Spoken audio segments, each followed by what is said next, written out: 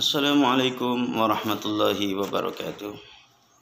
Bismillah, alhamdulillah, wassalatu wassalamu ala rasulillah wa ala alihi wa ashabihi wa man wala amma ba'du. Hadirin kaum muslimin yang dirahmati Allah, pada kesempatan yang sangat baik ini saya ingin menyampaikan materi yang berkaitan dengan amanah saya di Sekolah Tinggi Ilmu Usuluddin Darul Hikmah, yaitu mata kuliah hadis, baik itu sesuai dengan silabusnya hadis 1, hadis 2, hadis 3 sampai nanti di semester akhirnya. Maka untuk memberikan pengantar dari sekian mata kuliah hadis tersebut, menandakan betapa pentingnya mata kuliah hadis itu, sampai di mana penting kita kaum muslimin, tentu tidak hanya mahasiswa di perguruan tinggi, terutama yang mengambil program studi ilmu Al-Quran dan tafsir, tetapi mestinya setiap kaum muslimin itu menganggap dan menyadari bahwa belajar hadis itu adalah penting. Di mana pentingnya? Kalau kita runut pelan-pelan, bahwa yang pertama bahwa Allah Subhanahu wa taala telah menegaskan bahwa kita diharuskan untuk belajar dan juga mematuhi sunnah-sunnah yang sudah diajarkan baginda Nabi. Kalau kita simak di beberapa ayat yang telah difirmankan Allah Subhanahu wa taala, terutama misalnya di surat An-Nisa ayat 59, di mana Allah Subhanahu wa taala menegaskan, a'udzubillahi minasyaitonir rajim, Ya ayyuhalladzina amanu ati'ullaha wa ati'ur rasul. Al-ayah. Wahai sekalian orang-orang yang beriman, tidak hanya mahasiswa saja, tapi semua kaum muslimin yang merasa dirinya beriman, maka ati'ullaha, taatilah Allah. Apapun yang difirmankan, apapun yang diperintahkan melalui ayat-ayat yang ada dalam Al-Quran, taati, harus patuh, nggak boleh menentangnya. Termasuk yang harus kita taati adalah wa'ati'ur rasulah, dan taatilah Rasul Muhammad sallallahu alaihi wasallam. Nah, Rasul di sini itu adalah sama dengan hadis itu, atau sering disebut dengan sunnah, karena baik hadis maupun sunnah itu adalah, kalau diuraikan pengertiannya, adalah semua perkataan-perkataan dan perbuatan-perbuatan serta ketetapan-ketetapan yang bersumber dari baginda Rasulullah Sallallahu Alaihi Wasallam atau yang disandarkan pada beliau. Maka melalui ayat ini kita disuruh taat. Sabda-sabda apapun yang bersumber dari Rasulullah, taati. Perbuatan-perbuatan yang telah dilakukan Rasulullah, maka itu juga harus taati, termasuk ketetapan-ketetapan. Ada satu ucapan maupun perbuatan yang dilakukan oleh para sahabat Nabi dan Rasulullah SAW menyaksikannya, sehingga beliau memberikan legitimasi atau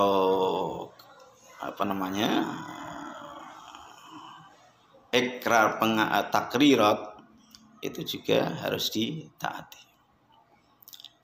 Bahkan kalau kita simak di ayat yang lainnya juga, surat An-Nisa ayat 80, di mana Allah Subhanahu wa taala juga menegaskan, may yuti'ir rasula faqad ata Allah. Dan barang siapa yang mentaati Rasul, berarti mentaati sunnah-sunnahnya atau hadis-hadisnya, baik itu yang berupa ucapan maupun perbuatan maupun ketetapan, yang disandarkan baginda Rasulullah SAW, maka kalau ada orang yang mentaati dan mematuhi itu, maka sesungguhnya sama halnya ia telah mentaati Allah. Jadi kalau dibalik, kalau memang ingin mentaati Allah, maka taatilah sunnah-sunnah Nabi. Taatilah hadis-hadis yang telah disabdakan oleh baginda Rasulullah Sallallahu Alaihi Wasallam. Ayatnya masih banyak lagi, surat Ali Imran di ayat 31 dan 32. Allah menegaskan, Qul in kuntum tuhibbunallaha fattabi'uni. Katakanlah, wahai Muhammad, in kuntum tuhibbunallaha. Kalau memang kalian itu kaum muslimin, wahai orang-orang yang beriman, kalau memang kalian mencintai Allah, maka ikutilah diriku. Kunya adalah Rasulullah Sallallahu Alaihi Wasallam. Ikutilah sunnah-sunnahku. Ittiba' sunnah atau hadis-hadis Nabi. Maka kalau dibalik lagi, bukan dibalik, pengertiannya demikian.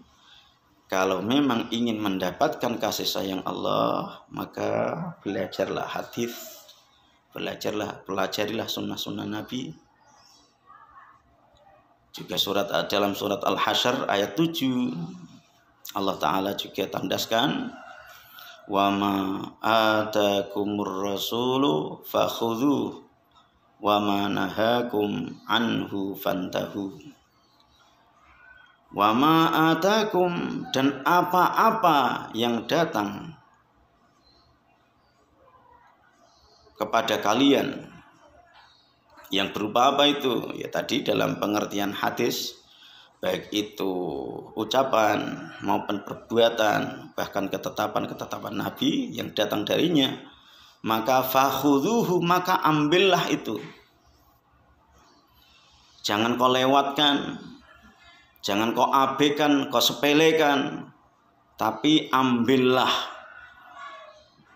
Baik berkaitan dengan apapun itu, berkaitan dengan ibadah ritual, muamalah, akhlak, baik itu berkaitan di rumah, di masjid, di jalan raya, di keluarga, di masyarakat, selama itu adalah keteladanan baik yang datang dari Rasulullah Sallallahu Alaihi Wasallam, maka fakhudhu.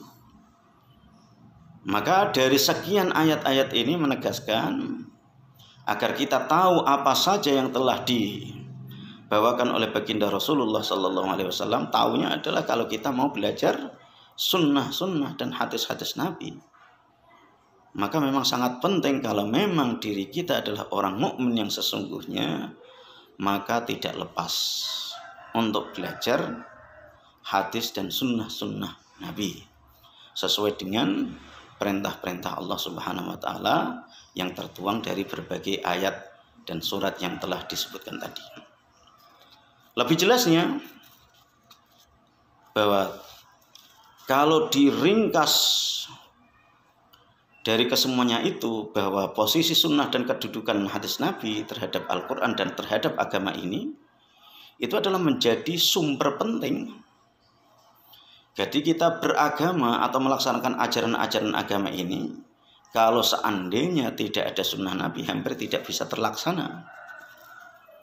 Bahkan apa yang diinginkan dari Al-Quran itu, kalau tidak dijelaskan oleh sunnah Nabi, barangkali malah tidak bisa dijalankan.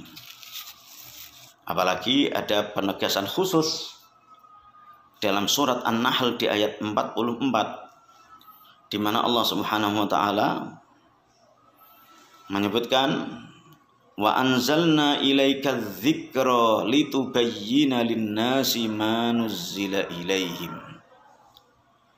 Wa anzalna, dan telah kami turunkan, kata Allah Subhanahu wa Ta'ala, ilaika, kepadamu wahai Muhammad, az-dzikra, peringatan, yaitu peringatan yang ada dalam Al-Quran, baik itu peringatan perintah ritual, termasuk peringatan-peringatan tentang tata cara bermuamalah, berkaitan dengan akhlak, berkaitan dengan interaksi bermasyarakat, cara mengasuh dan mendidik keluarga, terhadap orang tua, terhadap anak, terhadap manusia seluruhnya, itu ada beberapa peringatan adzikra yang tertuang dalam Al-Quran. Lah kamu tugasmu adalah litubayyina linnasi, supaya kamu bisa menjelaskan linnasi kepada manusia. Menjelaskan apa? Manuzila ilaihim, apa-apa yang telah diturunkan kepada mereka, ajaran-ajaran itu. Kamulah yang akan menjelaskannya nanti. Dan penjelasan-penjelasan itulah, baik itu yang berupa ucapan, sabda-sabda Nabi, atau yang berupa perbuatan-perbuatan, pekerjaan-pekerjaan, amalan-amalan, itulah yang disebut dengan sunnah dan hadis Nabi. Maka kalau seandainya tidak ada penjelasan dari baginda Rasulullah SAW, perintah-perintah Al-Quran itu hampir tidak bisa dijalani. Oleh karena itu Rasulullah SAW diberikan otoritas untuk menjelaskan. Misalnya yang sangat pokok, sangat penting, rukun Islam, di mana dalam Al-Quran berbagai ayatnya dan diulang-ulang sering, yaitu perintah sholat, aqimus sholat, alladzina yu'minuna bil ghaibi wa yuqimunas sholata, dan mereka yang menegakkan sholat.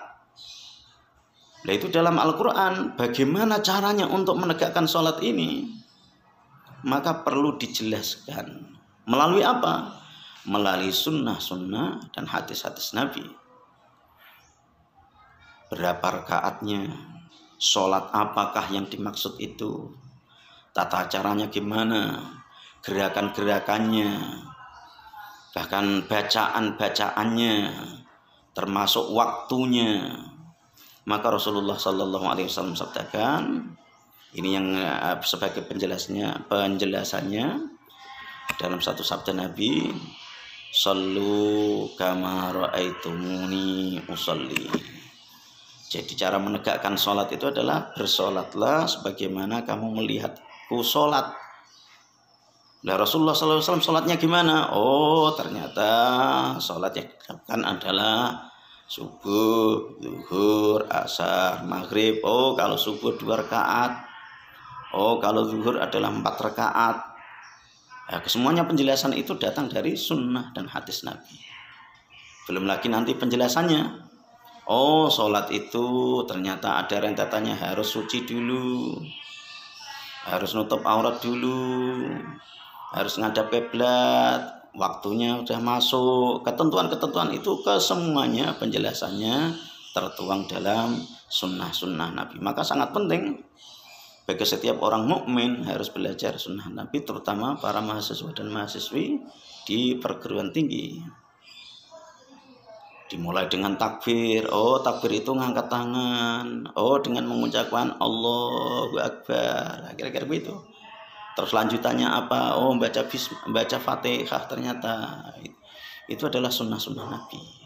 Kalau seandainya tidak ada penjelasan itu, maka perintah aqimus shalah, perintah yuqimunas shalah hampir tidak bisa terjalani dengan baik kalau tanpa ada penjelasan dari baginda Rasulullah Sallallahu Alaihi Wasallam. Yang lain juga begitu. Saat ini kita puasa juga sama. Ayatnya misalnya ya ayyuhalladzina amanu kutiba alaikumusiyam. Wahai orang-orang yang beriman, diwajibkan atas kalian melaksanakan puasa. Nah, tentu ini penjelasannya gimana, tata caranya, berapa hari puasanya, terus gimana. Itu baginda Rasulullah SAW termasuk adab-adab puasa. Oh ternyata sahur dulu. Oh disunahkan untuk mengakhirkan. Oh yang membatalkan adalah ini dan itu. Nah itu semuanya adalah penjelasan dari sunnah Nabi. Maka dalam ayat yang lain, di berbagai, tidak hanya masalah ritual ibadah saja, hampir semua aktivitas keseharian kita, kehidupan kita, itu kita disuruh untuk meneladani apa yang sudah dijalani oleh Rasulullah Sallallahu Alaihi Wasallam. Laqad kana lakum fi Rasulillahi uswatun hasanatun liman kana yarjullah. Sungguh telah ada pada diri Rasulullah sallallahu alaihi wasallam keteladanan yang baik.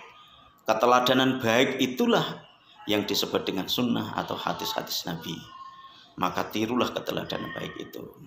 Tentu masih panjang lagi penjelasannya. Ayat-ayat Al-Quran yang sangat perlu dijelaskan oleh sunnah dan hadis Nabi. Misalnya wassariqu wassariqatu faqta'u aydiyahuma. Kalau Qur'annya bilang pencuri laki maupun perempuan, maka potonglah tangannya. Nah, ini kalau tidak dijelaskan sunnah Nabi akan fatal. Kalau seandainya orang hanya mencuri sandal jepit kemudian langsung dipotong tangannya. Apalagi tangan yang dipotong langsung seluruhnya. Maka ini harus ada penjelasan dan ketentuan. Dan ketentuan-ketentuan dan penjelasan itulah datangnya dari baginda Rasulullah SAW. Karena Rasulullah SAW telah diberikan otoritas dan wewenang dari Allah Subhanahu wa taala sebagaimana yang telah disebutkan di ayat-ayat yang telah kita simak tadi. Demikian betapa pentingnya kita belajar sunnah-sunnah Nabi dan terutama di kampus belajar hadis 1, 2, 3 sampai selesai sesuai dengan silabus yang telah dibuat oleh tim perumus. Demikian dari saya. Aku qouli hadza wa astaghfirullah li wa lakum wa lisa'iril muslimin. Wassalamualaikum warahmatullahi wabarakatuh.